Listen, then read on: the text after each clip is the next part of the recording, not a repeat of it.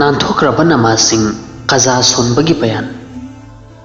मुसलमान खुदिंगमक्की मथक्ता मतम मंगागी नमाज मतम चाना सोनबगी हैनबी थंबा असि लाजिमनी अमसुंग ngamliba makai namaz bu qaza tawdana hotnagadabani aduga karigumba maram amadagi namaz qaza oikiba tarabadi ahobada madubu singdoknaba wakhal tawgdabani maram laitana maduda thingda loidabani aduga karigumba thausadaba maramdagi namaz kaya marum qaza laikiba tarabadi madugi chang ama lepthoklaga hariba namazing adugi qaza singdokadabani qaza sonba miwi aduna niyat karamna tawgani kanagumba ammagi namaz kaya marum qaza laikiba taraba adu irwadi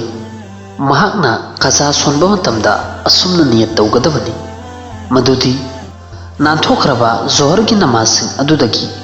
ahuba natragana aroiba namaz adubu sonjaribani haina namaz qaza karamba matamsingda sonba yabage qaza gi namazing makru oiba matamsing haibadi numit thokpa numit yungba amadi numit taba hairiba matam ahum sigi atopada matam khuding makta qaza namaz sonba yai kadai foba haibada fajr gi namaz mamangda amasung matungda amadi asar gi matungda su numit aduda napu machu kadringai gi mamang foba qaza namaz sonba yai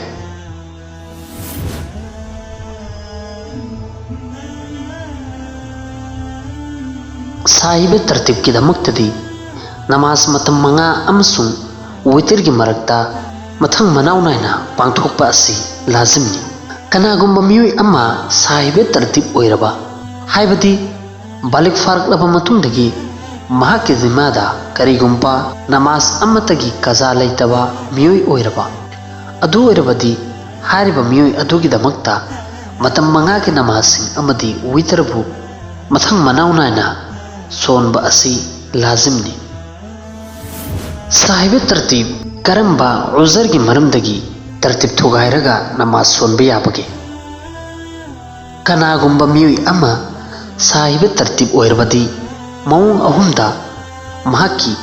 कजा नमाज लेना लेनसु मदुबु थादोक्लगा खुदक्की नमाज अदु सोनबा यागनी हारिबा मौंग अहुम अदुदी अहानबदा नांथोख्रबा नमाज अदु महाकना काउथोख्रबा अनीसुबदा हौजिक ओइररिबा मतम अदुगी नमाज अदु मतम यामना लेतबा मरमदगी सुन्नत ओइबा तरीकादा फजना पांगथोकपा ngamlaroi खल्लबा मतम अदुदा अहुम सुबदा नांथोख्रबा नमाजसिंग अदुगी मसिंग तरुक सुख्रबा अमसुंग तरुक सुबा नमाज की मतम ओइरक्लबा अदु ओइरबदी साहिबे तरतीब अदुगी मथक्ता नांथोख्रबा नमाजसिंग अदुगी कजा तौबा मतमदा तरतीब के लोइनना हाइबदी मथंग मनाव नायना सोनबा लाजिम ओइररोय तरतीब के हुकुम करम मतमदा ओइगनी करिगुम्बा कनागुम्बा मियोय अमगी मथक्ता नमाज कया मरुम अमगी कजा लैख्रबा अदुगी मतुंगदा महाकना हिसाब तौरदुना नमाज पुनमक सिंदोख्रबा अमसुंग महाकी मथक्ता करिगुम्बा नमाज अम्म फौबगी कजा लैत्रबा लोइना सिंदोख्रबा अदु ओइरबदी मथंगदगी महाकी मथक्ता तरतीब हुकुम ओइरगनी अमसुंग हाइरबा मियोय अदु साहिबे तरतीब कौरगनी साहिबे तरतीबना करिगुम्बा महाकना महाकी मथक्ता कजा नमाज अम्म लैख्रबा अदुगी मतुंगदा मथंगी नमाज अमगी मतम यौरक्लदुना हारिबा नमाज अदु सोलुरबदी महाकी नमाज अदु ओइगद्रा करिगुम्बा साहिबे तरतीब ओइरबा मियोय अमना महाकी नांथोख्रबा नमाज अदु वखल लैना लैना हारिबा फिबम अदुदा मथंगी नमाज अदुगी मतम ओइरक्लदुना नमाज अदु सोलुरबदी महाकी नमाज अदु ओइरोय तवतबु हारिबा नमाज कायगनी हारिबा असि महाकी मथक्ता मौकुफ लैगनी करिगुम्बा महाकना तरुक सुबा नमाज की ममांगदा नमाज अदु कजा सिंदोक्त्रिबा फावबा करिगुम्बा महाकना नांथोख्रबा नमाज अदुगी कजा सिंद्रबा अमदी महाओंदा अतोपा नमाज तरुक अमसु लाजिम ओइरबा अदु ओइरबदी तरुक सुब नमाज की मतम अदु लांथोकपगा तरतीब के हुकुम लैररोय अमसुंग महाकना सोनखिबा नमाज खुदिमक ओइरगनी खुदम ओइना कनागुंबा साहिबे तरतीब अमगी फजर की नमाज लांथोखरबा अदुगी मतुंगदा